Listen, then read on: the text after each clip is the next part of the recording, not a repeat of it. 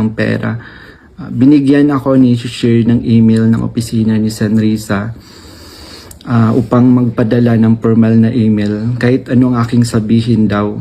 Sabi niya kapag nakipag-usap ako sa kanila, sabihin ko lamang na taga-kingdom ako at lumabas na sa ministry at idagdag ko daw na sinasaktan ako ni pastor. So sa aking email, sinabi ko doon na galing ako sa kingdom at lumabas noong 2021. Ilang araw pagkatapos noon, kinontak ako ng isang staff ni Senrisa na si Fiona upang makipag-meet sa akin through video call.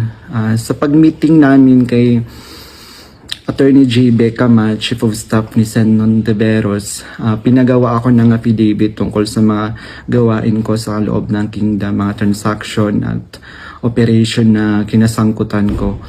Ang isinulat ko doon ay pawang mga personal kong